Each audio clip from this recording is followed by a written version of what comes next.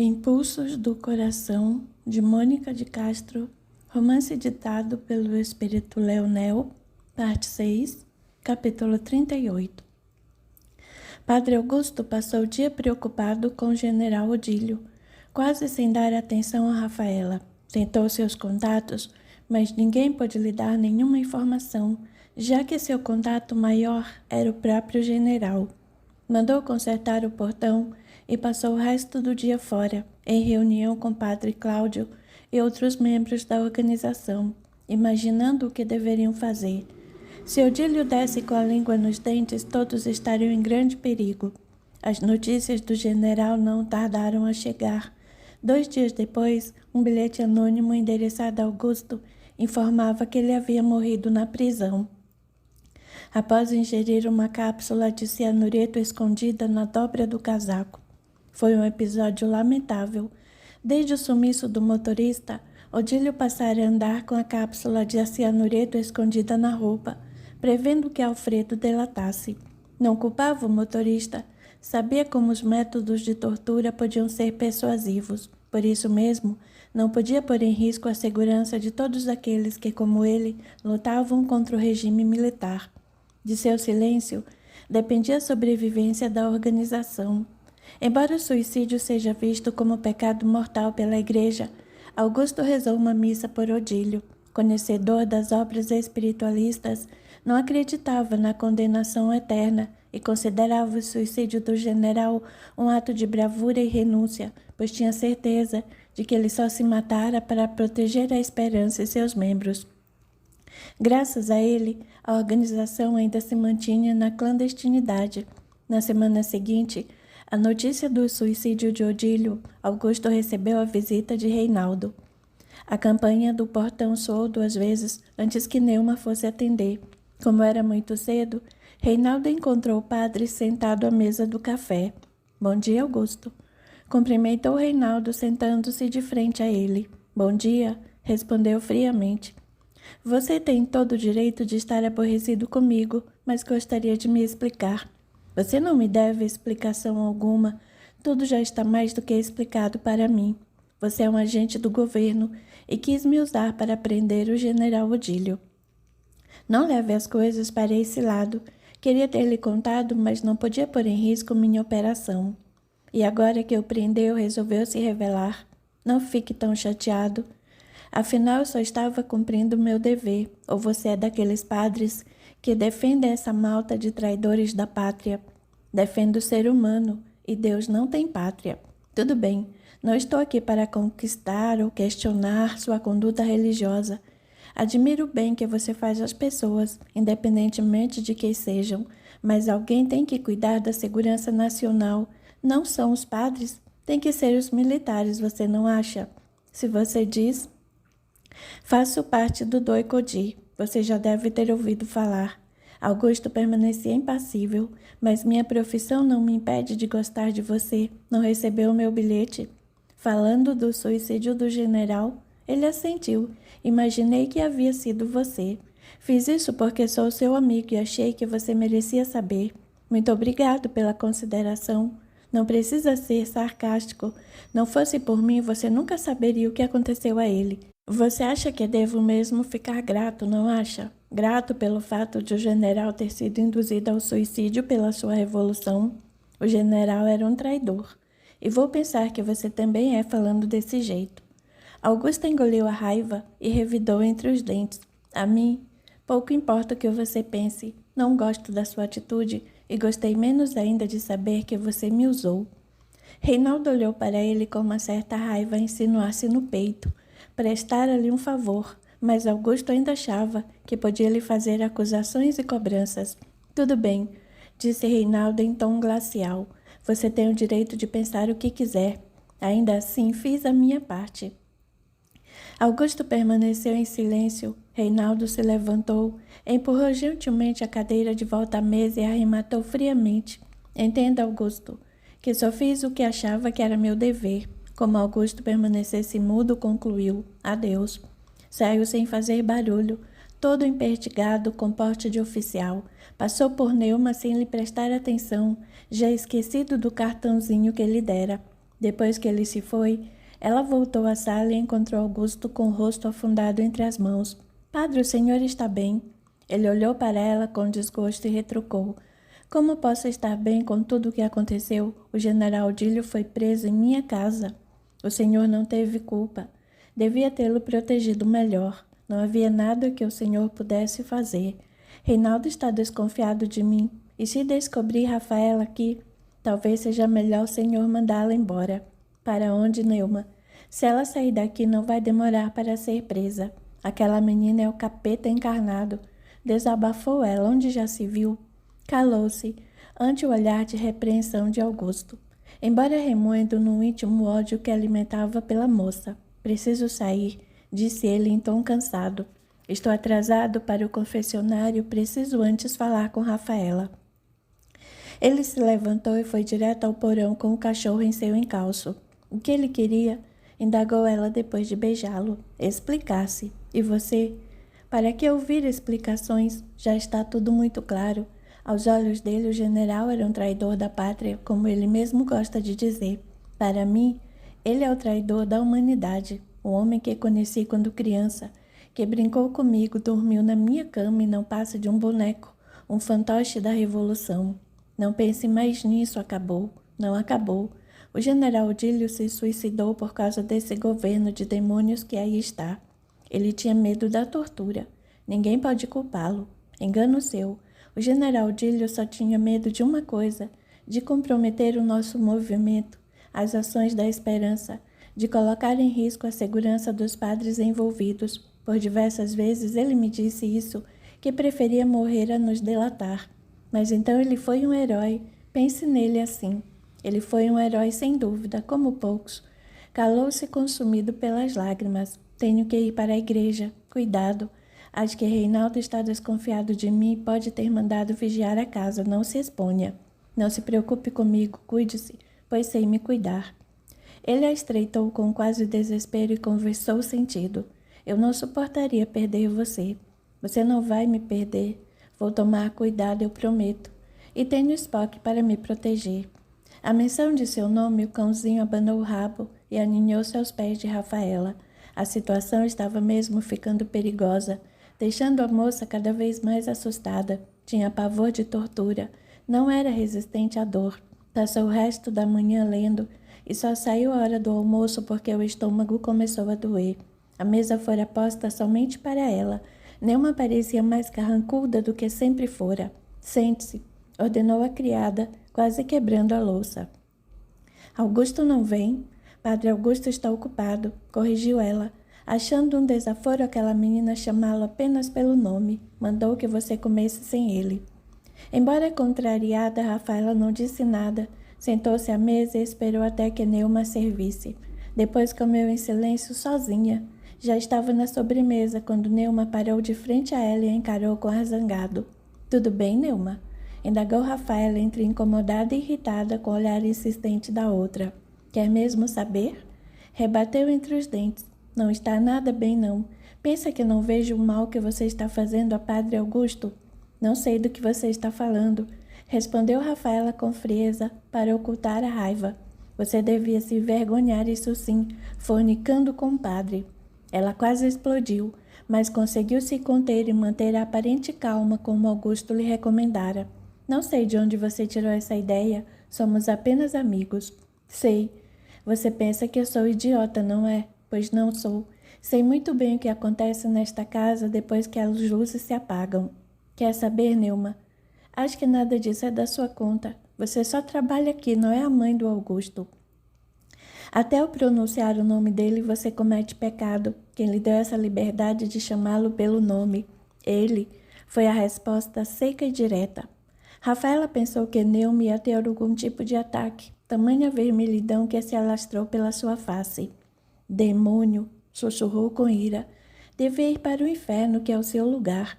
Sabe de uma coisa? Tornou Rafaela com desdém. Acho que você devia pedir demissão.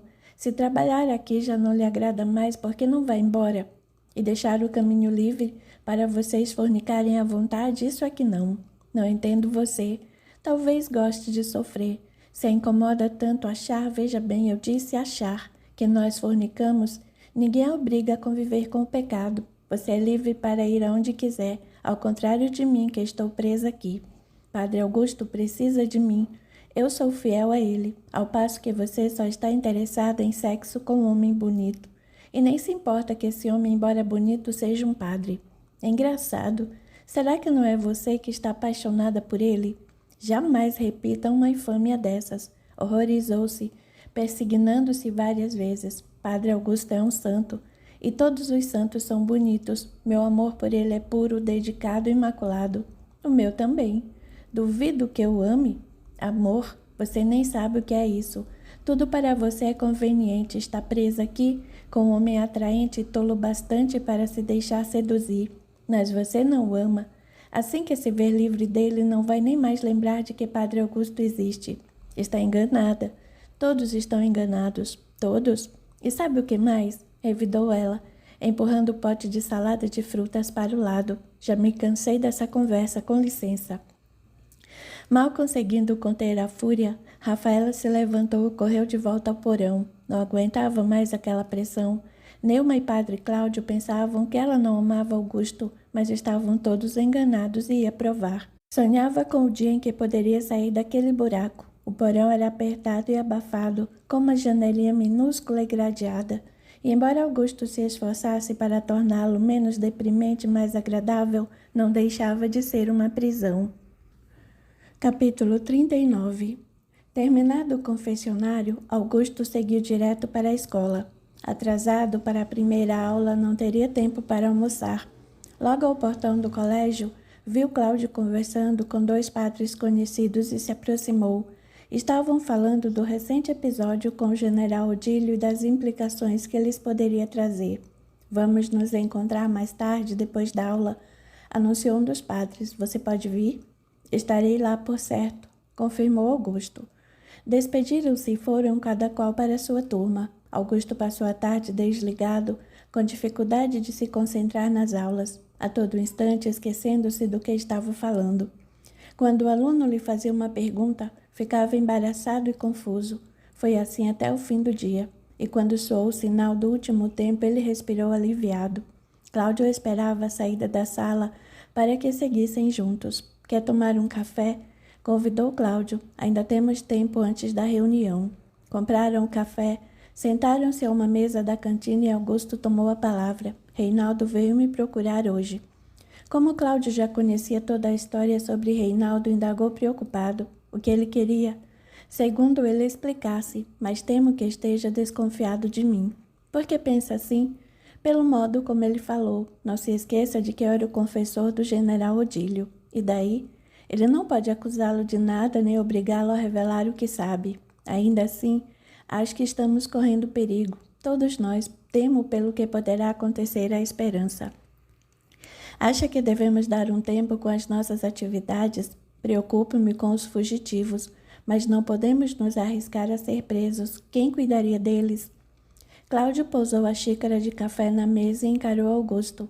Reconhecia no tom de sua voz uma preocupação que ia muito além do futuro da esperança. Você me desculpe, Augusto, mas não creio que seja só por isso que quer parar. Acho que você está com medo de que Rafaela seja descoberta. E se for? Revidou ele, sustentando o olhar de acusação do amigo. Rafaela é uma perseguida política, não quero que seja presa. Não quer porque está envolvido com ela. E daí qual é o problema? Meu envolvimento com ela nada tem a ver com meu dever de protegê-la. Aí é que você se engana. Você se arrisca demais, não apenas a ser descoberto, mas a ser expulso da igreja.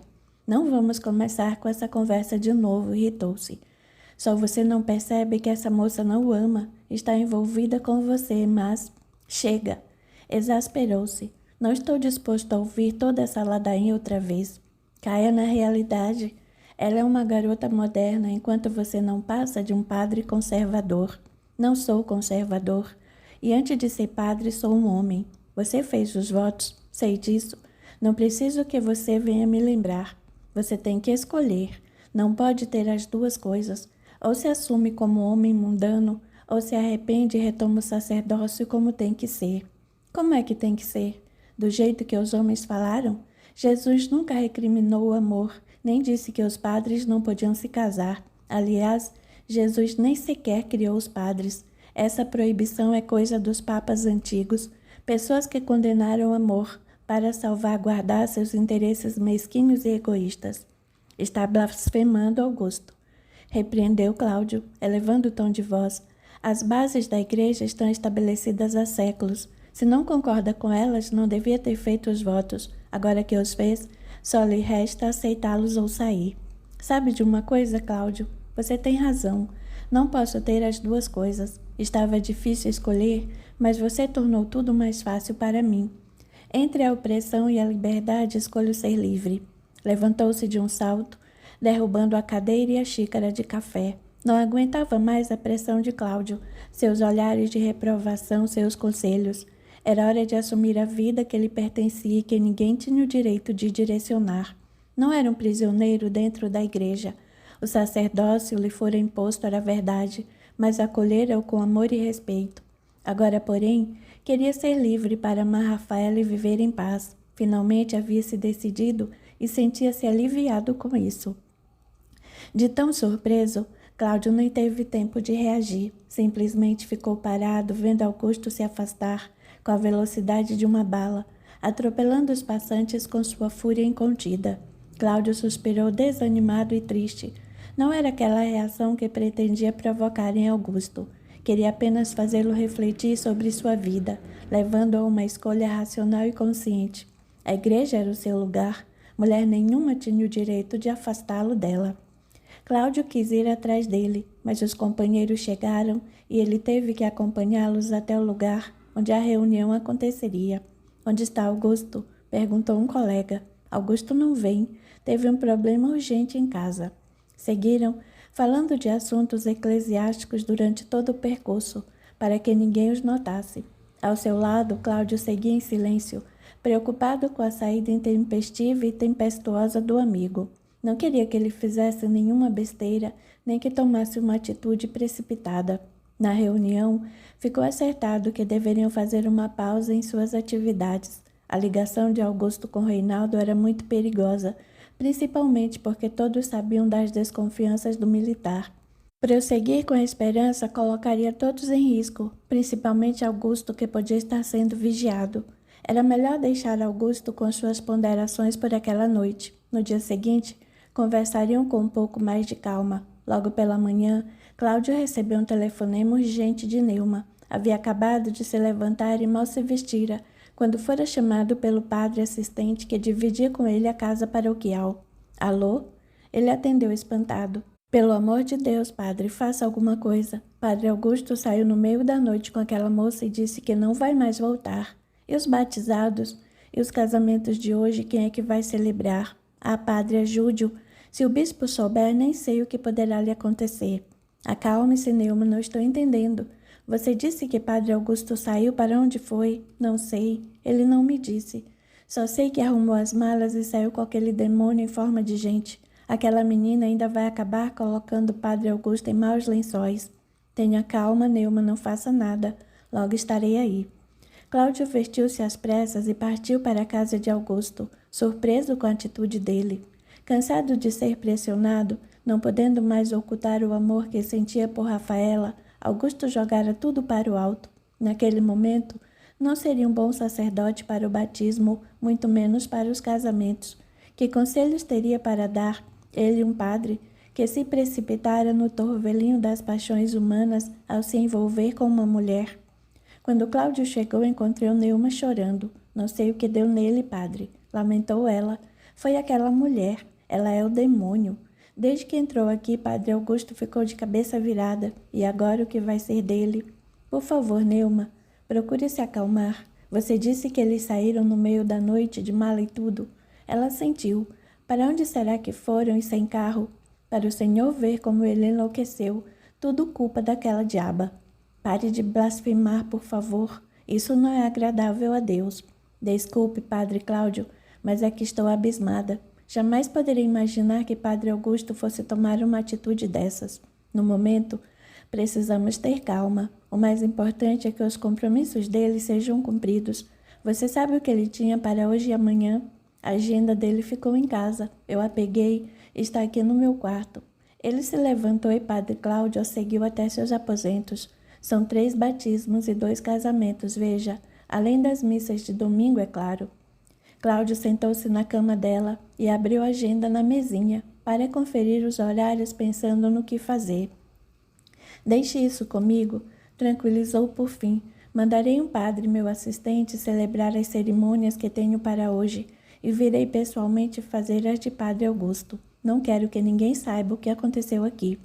E se o seu assistente perguntar, direi que um amigo está muito doente e precisa de mim. Não é mentira, já que a alma de Augusto está envenenada pela paixão. Foi o que Cláudio fez. O padre assistente não desconfiou de nada. Estava apenas inseguro em fazer tudo sozinho, mas Cláudio procurou transmitir-lhe confiança. Acertou tudo com ele e foi, pessoalmente, celebrar os batismos e casamentos, rezando a Deus para que aquele episódio não chegasse aos ouvidos do bispo. Capítulo 40. Longe dali, Augusto vivia a liberdade de amar sem pressão, medo ou cobranças. Apesar do sentimento de culpa que ainda o incomodava, o amor sobrepujava todas as dificuldades. Estar com Rafaela era a realização máxima de tudo o que poderia sonhar. Ao deixar Cláudio na cantina da escola, já sabia o que iria fazer. Chegou a casa tarde e seguiu direto ao porão, tentando não chamar a atenção de Neuma, que àquela hora estaria dormindo. Rafaela estava lendo um livro e levou um susto com o olhar eufórico e quase insano em que ele a fitava. Levante-se daí, falou imperativo. Vá arrumar sua mala, vamos viajar. Viajar para onde? Ficou louco? Vamos fugir. Não aguento mais. Quero esse fim de semana só para nós. Está falando sério? Seríssimo. Eu a amo, Rafaela, e quero ao menos uma vez na vida estar a sós com você, sem me sentir um criminoso. Aonde vamos? Não sei. Aonde o vento nos levar. Como assim? Não é perigoso? Aluguei um carro para o fim de semana. Ninguém vai nos ver sair. E se a casa estiver sendo vigiada? Não está. Procurei bem, não vi ninguém. Vamos, apresse-se. Não vejo a hora de estarmos sozinhos para fazermos o que bem quisermos.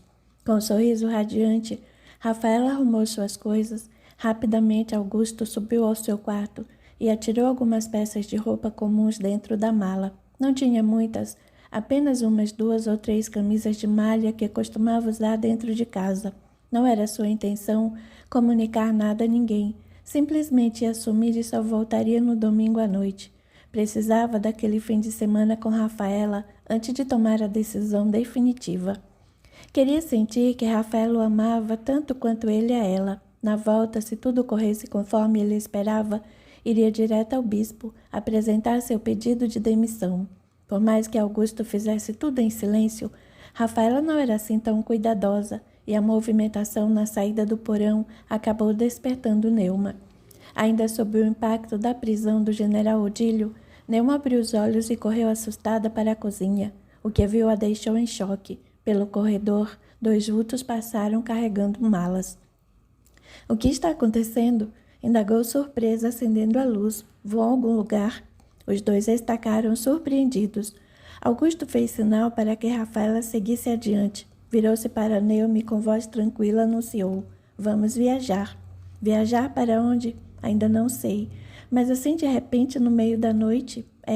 O senhor ficou louco. Fiquei. E os seus compromissos? De hoje em diante não tenho mais compromissos. Mas, padre, o senhor não pode. Posso o que eu quiser, porque sou um homem livre. Gosto muito de você, Neuma. Aprecio sua lealdade, mas creio que está passando dos limites. O que faço da minha vida não lhe diz respeito. Essa menina o enfeitiçou, não é? Revidou com raiva. O senhor está cego e não enxerga o demônio que ela é. Não existem demônios. Rafaela é uma mulher e eu estou apaixonado por ela. Não pode ser. O senhor não vê que ela é o diabo? Ela o está destruindo. Chega dessa ignorância. De hoje em diante faço o que bem entender da minha vida. Essa garota deve ir presa, esbravejou, cega de ódio. Não lamentaria nada se a polícia descobrisse seu paradeiro e a levasse para a prisão, que é o lugar de gente safada. Nunca mais digo uma coisa dessas. Retrucou ele com veemência e fúria. Se não quiser que eu a odeie pelo resto da vida, jamais repita essa barbaridade. Neuma levou um susto e mudou o tom de voz, assumindo uma postura súplice. Por favor, padre, não faça isso. Será que não percebe que ela está tirando sua alma no abismo do pecado? Ela fez com que o Senhor quebrasse seu voto de castidade e agora o está condenando. Por Deus, Neuma, cale-se, não aguento mais tanta estupidez. O Senhor está iludido. O diabo é esperto, devia saber disso mais do que eu. Chega dessa bobagem. Estou saindo de viagem com Rafael e nada nem ninguém irá me impedir. O que digo às pessoas que marcaram casamento e batismo, que o padre está ausente. Se quiserem que procurem outra igreja. Neuma abriu a boca abismada. Nunca ouvira Padre Augusto falar daquela maneira. O Senhor nunca foi responsável. Esse foi o meu mal. Por toda a minha vida deixei que todo mundo mandasse na minha vontade. Hoje aprendi a pensar por mim mesmo. Lamento a decepção dos que marcaram cerimônias, mas nada posso fazer. O Senhor está fora de si e não sabe o que diz. Não se preocupe comigo. Volto no domingo à noite para dar uma decisão na minha vida. Mas que depressa Augusto rodou nos calcanhares e saiu apressado. Rafael o aguardava no automóvel, ansiosa pela sua chegada. Augusto sentou-se ao volante e logo o carro pôs-se em movimento. Ganhara a rua sem nenhuma testemunha de sua fuga além de Neuma. Para onde estamos indo? Perguntou Rafaela, mal contendo a excitação. Pensei irmos a Teresópolis. É perto, de forma que não perderemos tempo na viagem, ninguém nos conhece. E se houver alguma barreira policial na estrada, não vai haver. Não se preocupe, nada irá lhe acontecer. Chegaram a Teresópolis em plena madrugada. Augusto guiou o carro devagar, à procura de um hotel ou pousada. Hospedaram-se numa pousada simpática e aconchegante, como um casal de recém-casados. Pela primeira vez sozinhos, longe da opressão, amaram-se como nunca. Nos braços de Rafaela, Augusto esqueceu-se da igreja, sem lamentar a perda dos compromissos. Dormiram abraçadinhos, acordaram tarde e pediram café na cama. Que acha de darmos uma volta? Sugeriu Augusto. Será que não é perigoso? Já disse para você não se preocupar com nada. Estamos longe do rio, ninguém vai prestar atenção a você. Aonde vamos? Dar uma volta? Almoçar num bom restaurante, o que acha? Acho uma excelente ideia.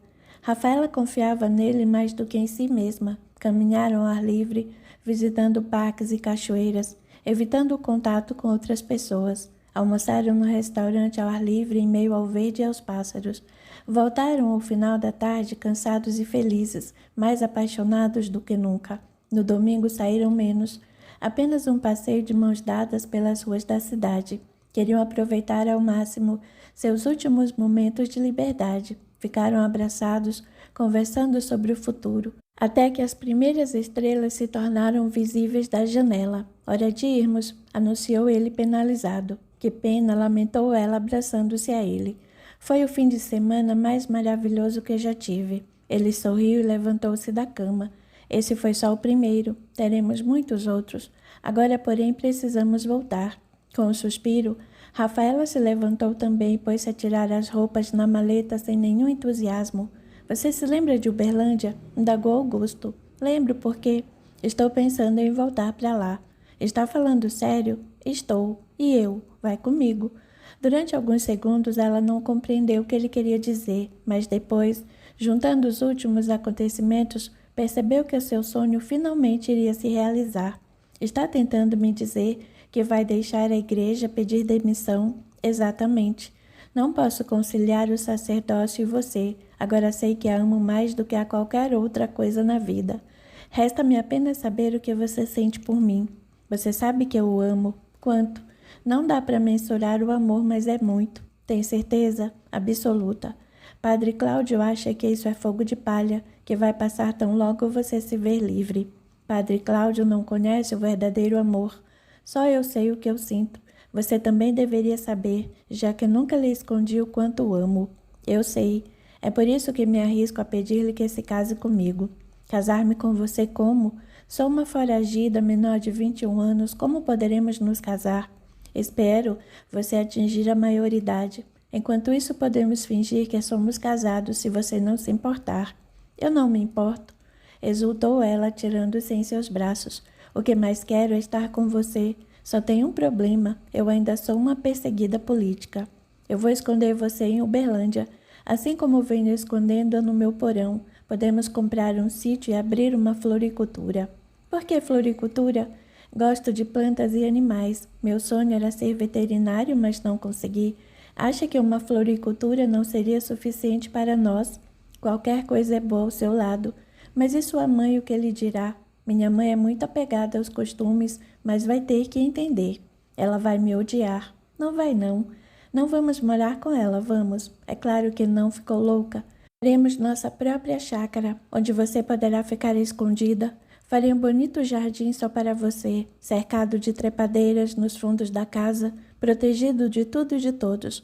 Um lugar onde você possa estar em paz, longe dos olhares curiosos, principalmente daquele namorado violento que você arranjou da outra vez. Rafaela baixou a cabeça e rebateu mal-humorada. Gerson não foi meu namorado, e não gosto de me lembrar do que houve. Sinto muito. Não queria provocar lembranças tristes, só não gostaria de cruzar com ele novamente. Não quero falar sobre Gerson. Tenho coisas mais importantes em que pensar. Tem razão, perdoe-me. Quem me dera que ele fosse minha única preocupação. Uma sombra de tristeza anuviou os olhos dela, e Augusto indagou preocupado. O que foi, meu amor? De que tem medo? Não estou com medo. Penso na minha família. Até hoje meus pais desconhecem o que me aconteceu. Você sabe que é impossível aproximar-se de sua casa. Ela está sendo vigiada até hoje. Eu sei, mas sinto falta de minha mãe. Vendo que ela chorava, Augusta puxou e reconfortou-a com amor. Tenha calma. Esse governo que está aí um dia vai cair e tudo voltará ao normal. Por ora sei que é difícil, mas você precisa ser forte. Eu tenho sido forte, tenho mesmo. Contudo, não posso fingir que não sinto saudades. Não precisa fingir. Eu estou aqui e vou cuidar de você. Prometo que você ainda irá rever sua família. O pranto de Rafaela tornou-se mais sentido. Durante aquele breve momento em que toda sua vida se derramou em sua mente, a luz da felicidade lhe pareceu um sonho distante demais para desejar. Tantas coisas havia perdido. Pessoas que foram importantes e que agora não estavam mais com ela. Será que tinha o direito de parar de sofrer e ser feliz? Com esses pensamentos, agarrou-se ao pescoço dele e soluçou. O Augusto é tão difícil. Eu sei, você é corajosa, vai superar. Você não entende? Às vezes penso que estou sendo egoísta pensando apenas na minha felicidade e os outros. E Silmar e Carlos Augusto? Silmar está vivendo a vida dela e os outros estão mortos. Carlos Augusto está morto, por minha causa. Isso não é verdade. Não se atormente por uma culpa que não lhe pertence. Carlos Augusto foi um rapaz de muita bravura e merece todo o nosso respeito, mas não está mais aqui onde estivesse sei que está bem. Você acha mesmo? Tenho certeza. Já conversamos sobre esse assunto. Não acredita na sobrevivência da alma? Acredito. Por isso mesmo é que às vezes me sinto tão mal. Você não tem motivos para sentir-se mal. Será que é certo estar aqui com você? Carlos Augusto morreu para me salvar. Não estarei sendo egoísta, realizando com outro sonho que tive com ele. Então é isso que sou, enciumou-se. Agora sou o outro que veio roubar os sonhos de seu namorado. Não foi isso que eu quis dizer. Foi exatamente o que disse. Que está realizando um sonho que teve com ele e o outro sou eu. Pensei que fosse o único em sua vida. Você é. Serei também o único em seu coração. Isso não é justo. Você está distorcendo as minhas palavras. Foi o que você disse. Falei sem pensar. Às vezes o que falamos sem pensar é o que está escrito em nosso coração. Não me venha com filosofia barata só para me confundir. Você ainda o ama, afirmou de repente atônito. Rafael olhou em dúvida, sentindo um misto de culpa, compaixão e amor. Não sabia o que dizer. Passamos muita coisa juntos, balbuciou assustada. Como poderia não o amar, mas não é como você. O ciúme é como uma erva daninha que se alastra rapidamente, contaminando os bons sentimentos. E por mais que Augusto tentasse, naquele momento não conseguia conter o fluxo intenso e pernicioso que se espalhava dentro dele, envenenando sua capacidade de discernimento. Talvez eu tenha precipitado as coisas, disse desvencilhando-se dela. Pensei apenas em mim, mas acho que é você que não está pronta. Não diga uma coisa dessas, você sabe o quanto o amo. Será que Cláudio não tem razão? Talvez você pense que me ama porque se sente só e desamparada. Isso não é verdade. Pergunto-me se todas as vezes em que nos amamos e você pronunciou meu nome não era ele que chamava. Ela o fitou com lágrimas nos olhos e rebateu magoada. Está sendo injusto. Eu não poderia simplesmente apagar Carlos Augusto das minhas lembranças. É claro que muitas vezes pensei nele. Não posso mentir que nunca me senti culpada quando nos amamos. E sim, posso ter pensado no nome dele quando pronunciava o seu. Isso aconteceu algumas vezes, mas nunca os confundi na cama. Tem certeza? Por que está fazendo isso comigo? Soluçou ela. Quando o conheci, ainda estava apaixonada por Carlos Augusto. Amo você, mas não posso fingir que ele nunca existiu. Ela tinha razão. Ele estava sendo egoísta, talvez porque ela fora a única mulher em sua vida. Ele, contudo, não fora o primeiro homem na dela. Antes houvera outros, houvera Carlos Augusto. Não podia sentir ciúmes do ex-namorado dela. O rapaz perdera a vida numa câmara de tortura. Não podia esquecer que fora graças a esse infeliz incidente que Rafaela entrara em sua vida. Perdoe-me, afirmou ele estreitando-a nos braços. Sei que você me ama. É só que me bate uma insegurança, um medo de que você me deixe. Isso não vai acontecer. Como é que você sabe? Sei porque eu amo. Todo mundo pode dizer o contrário, mas sei o que eu sinto. Jura? Juro. Meu amor é para sempre. Não vai me deixar quando estiver em liberdade? Nem sei se isso vai acontecer. Vai. Um dia seremos um país livre novamente. Quando esse dia chegar, promete que não irá me deixar nem me trocar por alguém mais jovem, mais interessante. Isso seria impossível. Não existe alguém mais interessante do que você. Tolinha. Augusta tomou nos braços, ainda lutando contra a insegurança. Pela primeira vez o ciúme dominara, porque nunca antes Rafaela lhe revelara o que ainda sentia por Carlos Augusto. Mas ele era um homem de fé, não podia se deixar impressionar por aquelas coisas. Não podia permitir que um sentimento mesquinho como esse o levasse a sentir raiva de um rapaz que nem chegara a conhecer e que muito provavelmente fora um herói. Tinha que acreditar no amor de Rafaela e aprender a conviver com a lembrança de Carlos Augusto, que jamais iria se apagar. Capítulo 41. Em seu gabinete particular, Reinaldo caminhava de um lado a outro, pensando em Augusto e na morte do general Odílio. Como padre, era bem provável que Augusto conhecesse as atividades do general. Quanto a isso, não havia nenhum problema, visto que Reinaldo poderia usar o dever de silêncio do sacerdote para não forçar uma investigação sobre ele. O que eu deixava em dúvida era o limite da participação de Augusto. Será que ele só desempenhava o papel de confessor ou teria algum envolvimento em atividades subversivas? O fato de o general ter procurado justo a casa do padre para se refugiar era muito estranho. Dentre tantos lugares para ir, aquele não lhe parecia o mais adequado. Ou será que, ao contrário, era ali que ele encontraria proteção? Se Augusto estivesse ligado ao movimento de fuga dos presos, tudo faria sentido. Ele o acolheria e trataria de ocultá-lo em um lugar seguro. Reinaldo sabia que alguém ajudava a corja subversiva a fugir e a se esconder. Mas quem? Pena que Odílio morrera antes, que ele tivesse tempo de interrogá-lo. Se soubesse que o homem era capaz de se matar, teria procedido ao interrogatório naquele mesmo dia. Ele fora revistado e nenhuma arma encontrada com ele. Ninguém havia pensado em cápsulas de cianureto ocultas na bainha do casaco.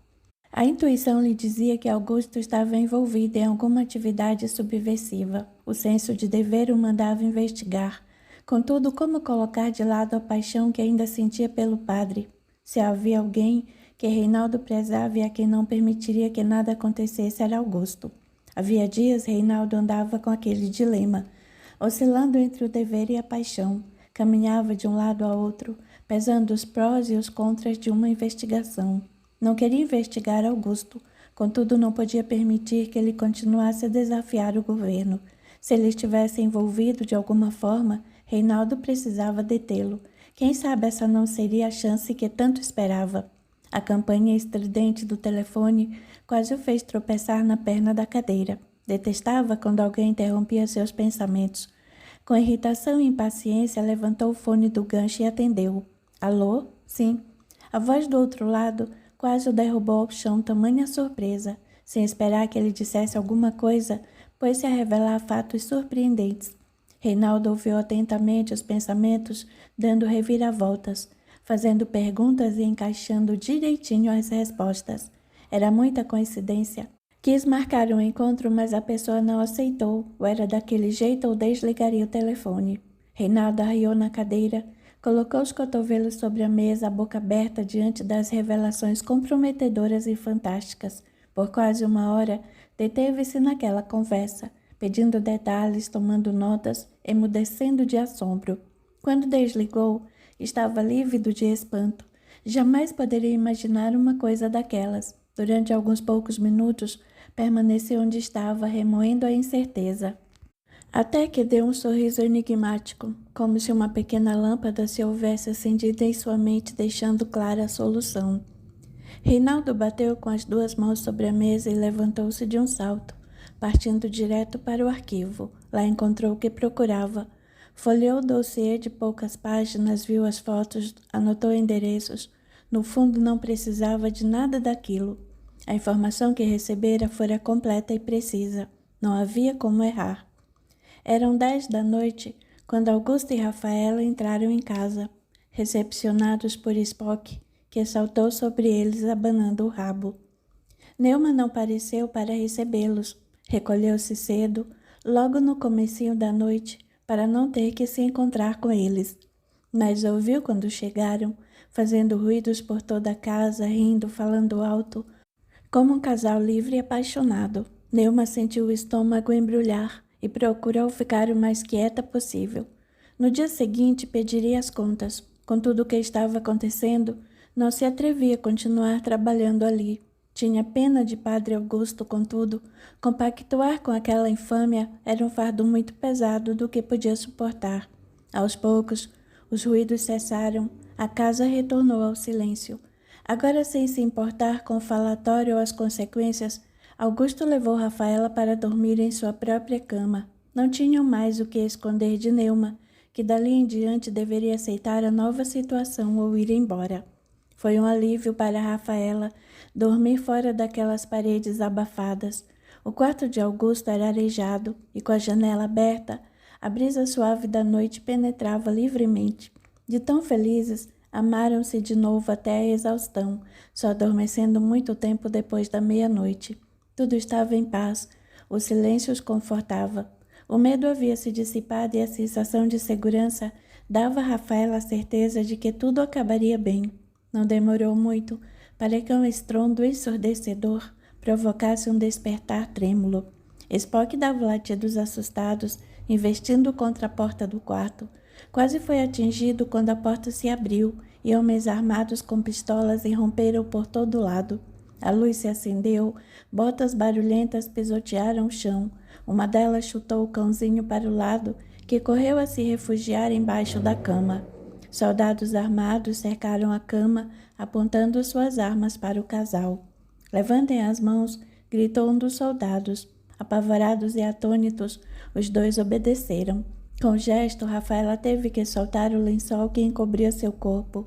Ele escorregou, desnudando-a, causando risos de escárnio nos homens. Indignado com tamanha falta de respeito, Augusto esqueceu-se da situação de risco e submissão em que se encontrava.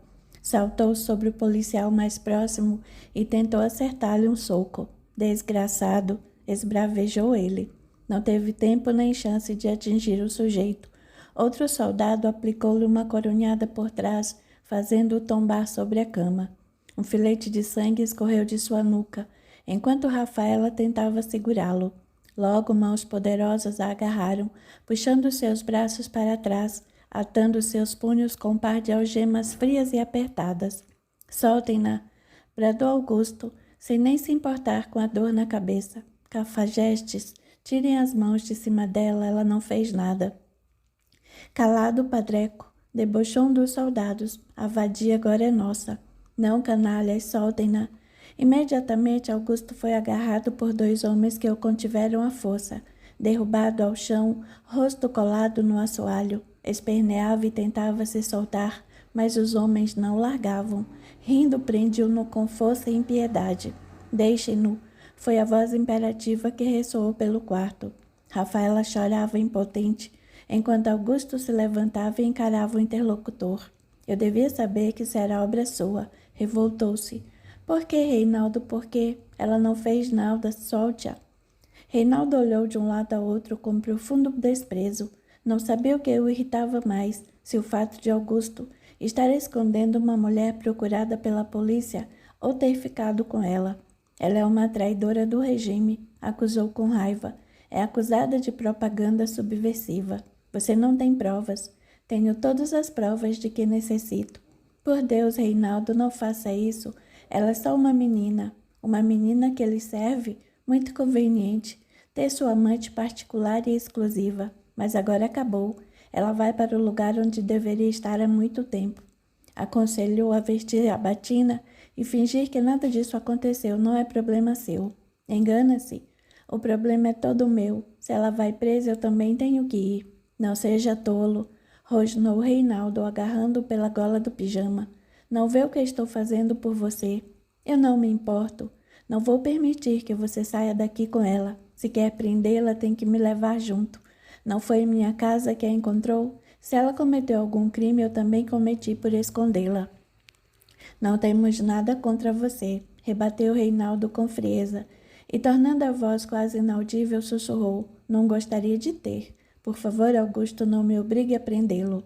Você não pode levá-la, não vou permitir.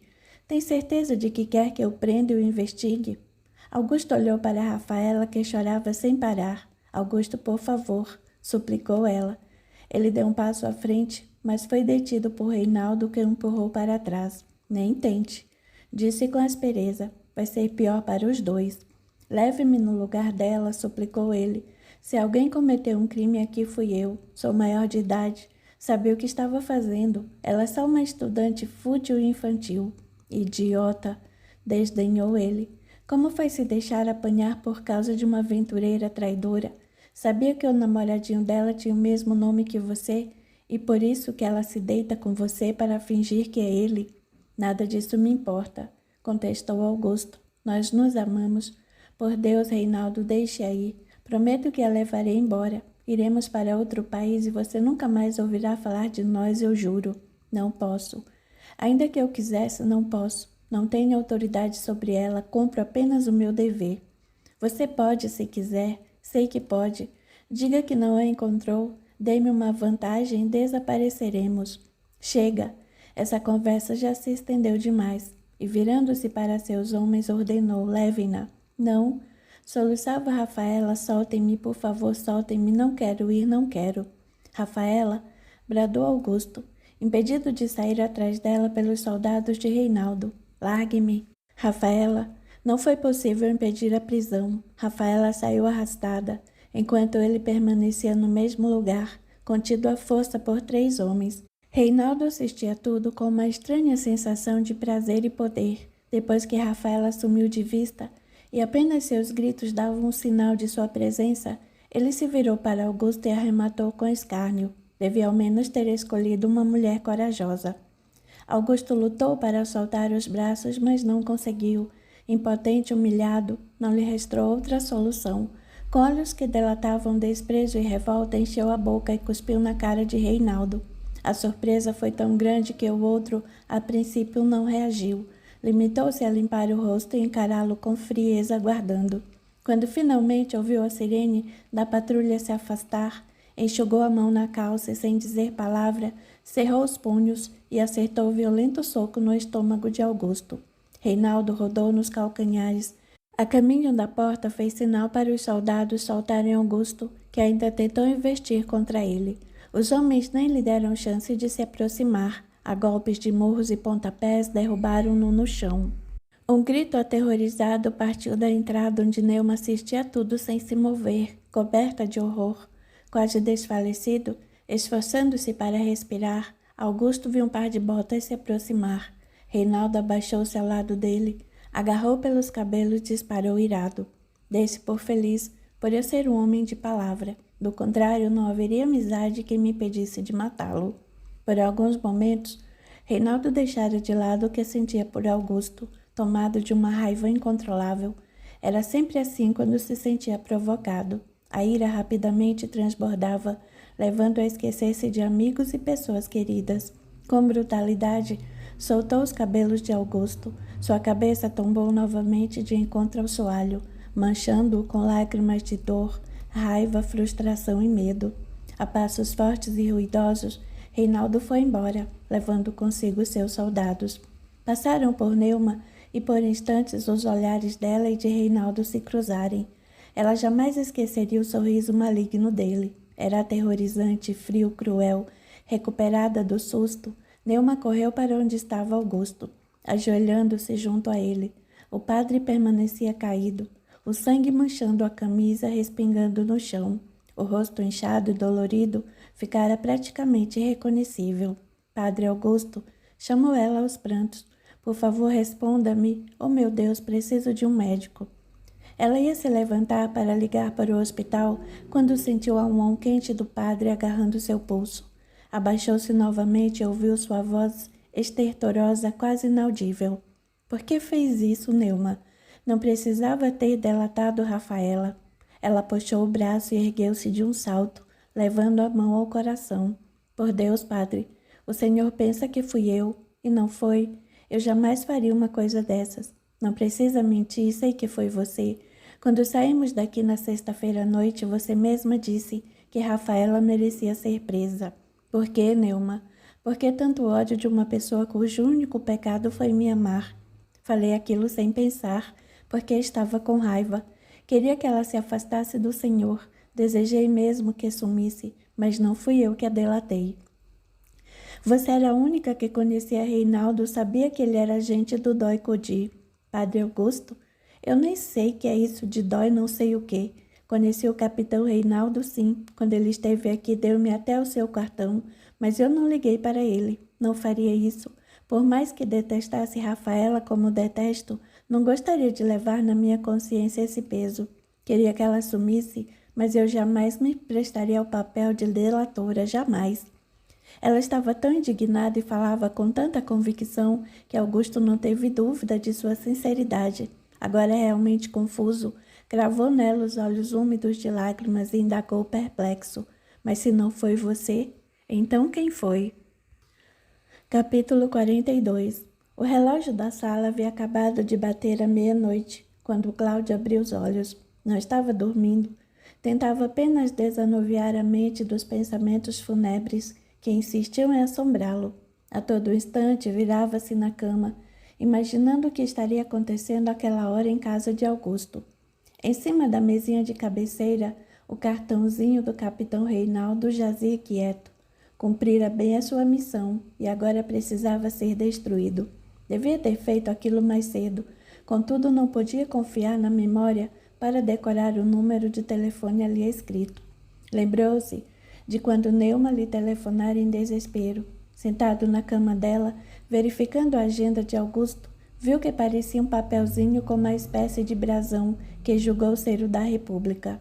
Movido pela curiosidade, aproximou o rosto e leu distintamente o nome de Reinaldo e o telefone, grafados abaixo do emblema da Polícia Militar. Sem nem muito pensar, abriu a agenda sobre a mesinha e passou a mão no cartão. Neuma nem percebeu tamanha sua aflição. Ele resolveu o que tinha para resolver, acalmou Neuma, tomou todas as providências e voltou para casa, levando no bolso o cartãozinho amassado. No decorrer do dia, substituiu Augusto em seus compromissos eclesiásticos, realizou os batizados e celebrou os casamentos. Mais tarde, quando voltou para casa, o cartãozinho lá estava no mesmo lugar em que o deixara sobre a mesinha. Cláudio não sabia o que fazer. Apanhou e largou o cartão várias vezes, pesando bem suas ideias. Não era certo o que Augusto estava fazendo. Envolver-se com uma mulher era uma loucura, um desrespeito à batina que usava. Ele tinha que parar com aquilo. Augusto, contudo, não o ouvia. Passara meses se atormentando, oscilando entre o sacerdócio e a mulher para finalmente se decidir pelo pecado. Não era justo. O lugar de Augusto era na igreja, e ele não poderia permitir que uma garota inconsequente o afastasse de seu dever. Cláudio tinha certeza de que Rafaela não amava Augusto. Estava apenas empolgada com um homem bonito, porque ele, apesar de padre, tinha lá sua beleza. Ela iria destruir a vida dele, levando a um envolvimento sem futuro. Mais tarde era certo que o desprezaria. Quem sabe até não acharia graça de sua imaturidade ao se envolver-se com um clérigo. Não, ele não podia permitir que ela estragasse todo o futuro e a carreira de Augusto. Era preciso pôr um ponto final naquela sandice. E fora justo no momento em que mais pensava no meio de afastar Rafaela do caminho de Augusto que o cartão aparecera, logo quando as atividades da esperança haviam sido momentaneamente suspensas, de forma que não correria o risco de comprometer seus companheiros. Preocupava-o a sorte de Rafaela, não queria que ela fosse torturada nem morta, queria apenas que ela sumisse da vida de Augusto. Não foi com facilidade que se decidiu a ligar para Reinaldo. Depois de muito pensar, encontrou a solução. Apanhou o cartão e discou o número, rezando para que ele estivesse de serviço. O telefone tocou algumas vezes antes que alguém atendesse. Alô? Falou uma voz irritada de homem do outro lado. Por favor, é o capitão Reinaldo quem fala? Sim, capitão, perdoe-me por telefonar-lhe assim numa tarde de sábado, mas o assunto é deveras urgente. Tenho aqui notícias do paradeiro de uma fugitiva política. Sim, ele agora parecia ter mais interesse. Continue. Sei onde ela está escondida, e estou disposto a revelar seu esconderijo em troca de um pequeno favor. Não negocio com delatores. Não sou delator, sou um padre, o que faço em nome da igreja. Um padre? Sim, mas isso não vem ao caso. Gostaria de saber se posso confiar em sua palavra. Pode. O senhor tem que prometer que nada acontecerá ao padre que está envolvido com a moça e que ela não será torturada nem morta. Não posso prometer isso. Então nada feito. Espere. Por que não nos encontramos para tratar disso pessoalmente? Não, só posso falar com o senhor por telefone. Diga-me onde está, irei até você. Já disse que não. Se não pode falar comigo, vou desligar. Não desligue, está certo, vamos conversar. Diga-me o nome da moça e do padre. Primeiro tem que me prometer que ele não será preso e que a moça não será torturada. Não compreendo o senhor, padre. Quer delatar uma mulher e não quer que ela seja torturada? Não há nisso uma contradição? Meu único interesse é que ela se afaste do padre a quem seduziu. Não lhe quero mal, mas se o senhor não pode me prometer nada disso, esqueça. Acalme-se. Podemos chegar a um acordo. O único acordo é esse que lhe falei. Precisa me garantir que nada acontecerá à moça ou ao padre. O que foi que o padre fez? Ele também é subversivo? A única coisa que ele fez foi cair na besteira de apaixonar-se por ela. É ele quem a esconde? Sim. Mas então ele está envolvido? Não. Ele só quis ajudá-la, nunca fez nada contra o governo, certo? Qual é mesmo o nome dele? Eu não disse o nome dele e não pretendo dizer, até que me prometa que nada irá lhes acontecer. O senhor está me pedindo muito. É uma troca justa por uma informação tão valiosa. Seguiu-se um instante nervoso de silêncio, até que Reinaldo acabou concordando. Muito bem, façamos o seguinte. O padre sai livre e a moça será banida. É o máximo que posso fazer. Ela não será torturada nem morta? Não, jura? Juro. Como posso confiar em sua palavra? Foi o senhor que me procurou. Cláudio deu um suspiro doloroso e acrescentou com pesar. Liguei para o senhor porque confio em sua integridade e sei que não irá me enganar. Certo, certo. E agora o nome deles? Seguiu-se um silêncio nervoso e Cláudio soltou um suspiro profundo. Muito bem. A moça chama-se Rafaela da Silva Ferraz. E o nome e o endereço do padre? Ele se chama Padre Augusto dos Santos Cerqueira. Cláudio teve a impressão de que o homem do outro lado havia soltado um grito, mas devia estar enganado. Não precisa me dizer onde é, arrematou Reinaldo, eu o conheço. Foi o que imaginei. Ele está em casa nesse momento? Eles viajaram não sei para onde. Quando voltam? Domingo à noite, eu acho. Ótimo. Quando chegarem, estaremos prontos. Lembre-se de sua promessa. E, por favor, jamais lhe conte que fui eu que lhe dei essa informação. Desligaram. Desde então, Cláudio perdera o sossego. Não conseguia dormir e a toda hora olhava o relógio. Não sabia nem se Augusto voltaria de sua viagem naquele dia, embora Neuma afirmasse que fora o que dissera. Refletindo melhor agora, Cláudio via a insensatez de seu gesto. Delatar o amigo aos militares. Seria o responsável pela prisão de uma jovem inocente. E se Reinaldo não mantivesse a palavra e prendesse os dois? E se eles fossem torturados ou mortos? Reinaldo era um homem frio, metódico, fanático pelo regime vigente. Não era confiável. Já arrependido, Cláudio levantou-se da cama e pôs-se a caminhar pelo quarto, imaginando uma maneira de desfazer tudo aquilo. Pensou em telefonar para a casa de Augusto, mas o medo de descobrir o que poderia estar acontecendo paralisou, porque fora cometer aquela loucura. Sem meios de voltar atrás, Cláudio ajoelhou-se em frente à janela e, olhos voltados para as estrelas e a lua, orou. Capítulo 43. Rafaela foi levada para o quartel do 1º Batalhão da Polícia do Exército, local onde Reinaldo desempenhava suas funções não apenas de agente, como também de torturador. Entrou desfalecida, tamanho pavor que os homens lhe incutiram. Durante o percurso até a Tijuca, foi espancada e molestada, humilhada por homens brutais e impiedosos. A truculência foi tanta que ela não resistiu e desmaiou ainda dentro do carro, precisando ser carregada pelos soldados. Quando acordou, estava numa sala fria, sem janelas, deitada no chão, abriu os olhos e prescrutou o ambiente ao redor. Do teto, uma lâmpada nua pendia de uma espécie de gambiarra, mal iluminando a tosca mesa e 2 cadeiras colocadas bem abaixo. Um arrepio de terror fez eriçar todos os pelos de sua pele, e ela fechou os olhos para não enfrentar o que estava por vir.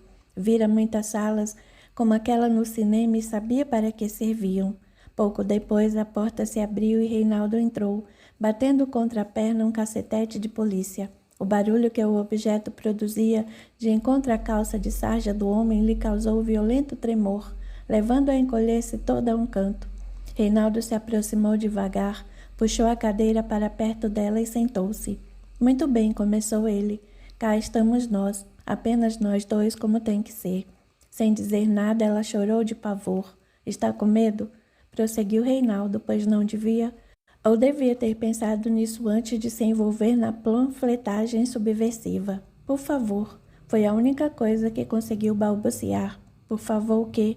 Por favor, não me machuque mais. Não machucá-la mais? Mas eu ainda nem comecei. Ao invés de apenas chorar, Rafaela desatou a soluçar, demonstrando no pranto um desespero e um terror inigualáveis. Quanto mais ela chorava, mais Reinaldo se comprazia. Por favor, era só o que conseguia repetir. Bom, tem um jeito de eu não machucar você, disse ele em tom divertido. Quer saber qual é? Sim. Você pode me fazer um favor? Que favor? Ele olhou para ela e passou a língua nos lábios. Piscou um olho e acrescentou com malícia. Você sabe. Ele estava induzindo a crer que desejava fazer sexo com ela. Mesmo transtornada e desfigurada pelo medo, Rafaela não pensou 2 vezes. Tinha pavor de apanhar, reconhecia sua fraqueza para a dor e a tortura. Por mais que aquele homem lhe causasse repulsa, talvez ele a deixasse em paz. Pôs-se de pé, de cabeça baixa, e começou a desabotoar a blusa do uniforme sujo que lhe deram para vestir. À medida que avançava nos botões, mais e mais lágrimas caíam de seus lábios. Quando terminou de desabotoar tudo, olhou para Reinaldo, que passava a língua nos lábios, fingindo uma lubricidade que não sentia, queria apenas humilhá-la. Em silêncio, chorando cada vez mais, Rafaela tirou a blusa. Queria desesperadamente cobrir-se com as mãos, mas o olhar repravador de Reinaldo a impediu. Ela ficou parada e, estimulada por ele, tirou também as calças. Quando estava completamente nua, presa de indescritível humilhação, ele saiu da cadeira e se aproximou. Aquele era o momento em que ela acreditou que ele fosse dominá-la. Reinaldo, contudo, apenas olhava para ela com um olhar que agora parecia de repugnância. Ele estendeu a mão, mas ao invés de tocar o seu corpo, cerrou os punhos e deu um soco na boca do estômago. A surpresa só não foi maior do que a dor. O fôlego lhe faltou. Ela dobrou-se sobre si mesma, as mãos juntas na barriga, quase vomitando. Você me dá nojo, desdenhou, vista-se. O medo suplantou a vergonha. Tentando se equilibrar, Rafaela estendeu as mãos para a roupa que Reinaldo chutou para longe. A dor fez com que ela se desequilibrasse e caísse no chão, onde permaneceu imóvel, temendo mover-se. Foi então que ele levantou o cacetete e baixou com força sobre o seu lombo, acertando-a nas costas e nos braços. Rafaela tentou se proteger como podia, mas em vão. Em poucos instantes desmaiou. Que mulher mais covarde e mole, disse entre os dentes, cuspindo nela. Assim não tem graça. Reinaldo chamou o carcereiro e mandou que ele a levasse para uma cela. Ela foi desfalecida, totalmente despida, carregada por um homem que aproveitou o momento para aboliná-la o quanto pôde. Só não a violentou porque Reinaldo lhe proibira terminantemente. Havia prometido ao padre que não a torturaria, e era mesmo o que pensava fazer, ao menos até vê-la nua na cama de Augusto. Ela fizera sexo com ele e nem tivera a decência de se vestir. Não era uma mulher com quem Augusto devesse se envolver, merecia tudo aquilo que lhe acontecia, e ainda mais o que estava por vir. O padre delator não saberia o que ele fazia, ainda que soubesse não teria problema. O que poderia um padre insignificante contra um homem de poder? Durante o resto do dia, Rafaela permaneceu sozinha, quase sem se alimentar ou beber água. A comida, além de indigesta, era pouca, e a água tinha gosto de sujeira. Dali em diante, seguiu-se uma série de interrogatórios infrutíferos. Quem é o líder do seu movimento? Indagava Reinaldo todas as vezes. Carlos Augusto. Ela balbuciava só porque ele estava morto. Mentira! Esbravejava ele, desferindo-lhe socos e pontapés. E quem são seus comparsas? Não tem ninguém. Mentirosa! E lá viu novas bordoadas. Onde é seu ponto de encontro? Não existe mais. Tudo isso Reinaldo sabia. O que não fora dito por Rogério, um dos rapazes mortos, Silmara revelara. O padre Augusto perguntava qual o envolvimento dele em tudo isso. Nenhum. Ele não sabia de nada. Mesmo com todo o medo, o amor por Augusto foi muito mais forte do que toda a dor. Reinaldo podia fazer com ela o que quisesse, mas ela jamais lhe entregaria Augusto. Por ele era capaz de suportar toda sorte de torturas, por mais que a machucassem, por mais aterrorizada que ficasse. Foram muitos os momentos em que Rafaela desejou morrer, fraquejou várias vezes, chorou, se desesperou. A única coisa que não fez foi revelar a Reinaldo sobre a existência da esperança e a participação de Augusto. A primeira providência de Augusto, após a prisão de Rafaela, foi seguir direto para o quartel, onde tinha certeza de que encontraria Reinaldo. Nem se incomodava com a agressão que sofrera do outro. Sua única intenção era libertar Rafaela. Das primeiras vezes, ele não o atendeu. Desesperado, Augusto fez escândalo, tentou agredir os policiais e invadir o quartel.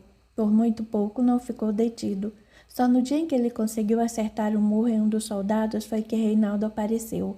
Não queria que ele fosse preso. "O que você quer?" perguntou com autoridade e desdém. "Onde está Rafaela? O que fez com ela?" "Ela não está aqui." "Não é verdade." "Por Deus, Reinaldo, não faça isso, deixa sair. Já disse que não depende de mim." "Mas você pode atestar que ela não sabe de nada, que não está envolvida com nenhuma atividade subversiva." "Não posso fazer isso. Mesmo que quisesse, não posso." "Por quê?" "Ela não está mais aqui." "Mentiu." "Ela foi transferida para onde?" "Não está mais no país." "Como assim? O que quer dizer?" Reinaldo tomou-o pelo braço, caminhando com ele pela calçada. Atravessou a rua, sentando-se com ele num banco da praça. Com ar de fingida condescendência, revelou: "Ela foi banida, Augusto. Foi o máximo que consegui fazer por você." "Banida como?" "Eu matá-la, mas eu consegui intervir. Em nome da nossa amizade, intercedi por ela." "Não pode ser. O que você preferia, que ela fosse morta e seu corpo jogado numa vala qualquer?" "Não. Pois então, contente-se e me agradeça por ter evitado isso." "Onde ela está?" "Quero falar com ela." "Impossível. O país de exílio não me foi revelado. E depois você sabe que toda a correspondência dela será interceptada. Ela não conseguiria escrever-lhe ainda que quisesse." "E a família dela sabe de alguma coisa?" "Esqueça a família dela. Para eles, Rafaela já está morta há muito tempo. Não sabem de nada e aconselho a não contar. É uma questão de segurança nacional e nem eu poderia revelar-lhe o paradeiro da garota. Só estou fazendo isso para que você veja que ainda sou seu amigo." Augusta abaixou a cabeça e chorou, provocando uma pontada de piedade em Reinaldo, que por pouco não acariciou seus cabelos. A fragilidade dele o comovia, fazia-o sentir vontade de estreitá-lo, de protegê-lo e de amá-lo. Augusto chamou baixinho, querendo demonstrar compreensão. Não fique assim. Lamento muito o que lhe aconteceu. Por que fez isso, Reinaldo? Tornou ele dolorosamente. Não precisava ter mentido ou me enganado. Não tive escolha. Fui obrigado. É o meu dever. Se pudesse, não teria feito nada. Não acredito em você. Sua atitude não foi a de um homem compelido pelas circunstâncias a fazer o que não quer, mas de alguém que sente prazer no que faz. Você não entende. Sou um homem cumpridor do meu dever. Pode imaginar o conflito que foi para mim enfrentar você em nome da fidelidade ao meu país. Você não me pareceu enfrentar conflito algum. Ao contrário, parecia bem à vontade quando me desferiu aquele soco e permitiu que os seus capangas me espancassem. Reinaldo sentiu um nó na garganta, pôs a mão sobre a de Augusto e revelou: quando estou no cumprimento do dever, reconheço que me transformo. Para mim nada é mais importante do que servir ao meu país. Perseguir e capturar os traidores tem sido a minha tarefa há anos. Quando se trata de segurança nacional, não meço esforços para que tudo saia como tem que sair. Mas isso não me impede de lamentar a dor que causo involuntariamente aos amigos. E você, Augusto, sempre foi meu amigo mais especial. Delicadamente, Augusto retirou a mão e encarou Reinaldo. Se isso é um pedido de perdão, não precisa. Em minha profissão, ao contrário da sua, aprendo a lidar com o amor e o perdão, ao invés do ódio e da intolerância.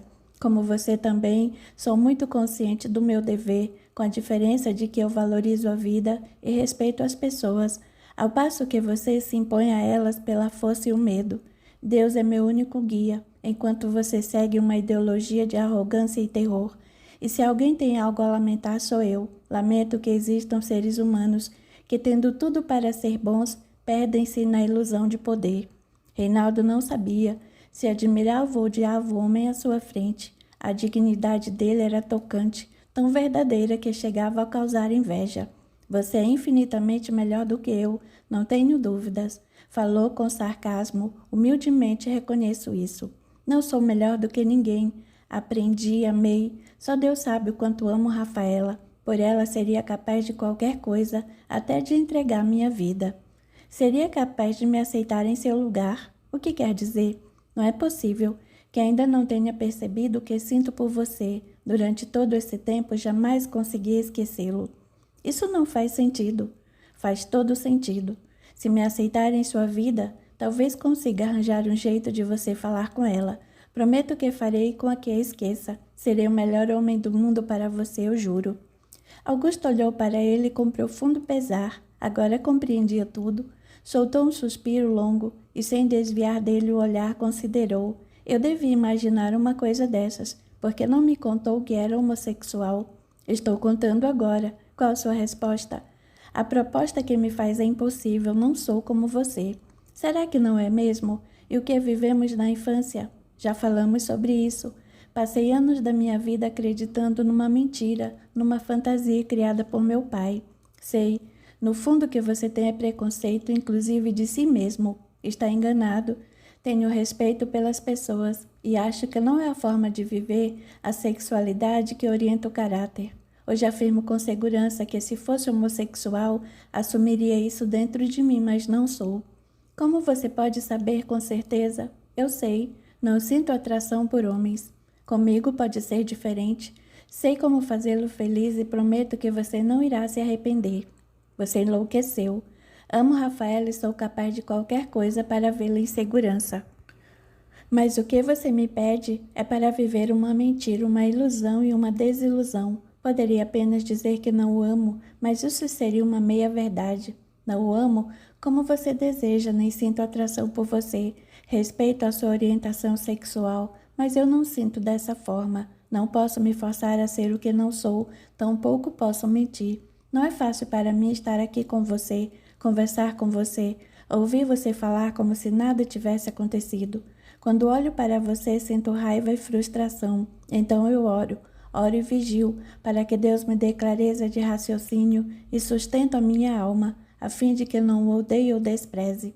Tento compreender os seus motivos, a sua imperfeição, a sua ignorância. Procuro convencer-me de que de alguma forma sou responsável por tê-lo atraído para minha vida, assim como Rafaela. Estamos ligados por um elo que no momento desconheço. Contudo, não posso ir além de meus limites. Viver com você seria corromper o meu corpo e a minha alma. Não posso fazer isso comigo mesmo.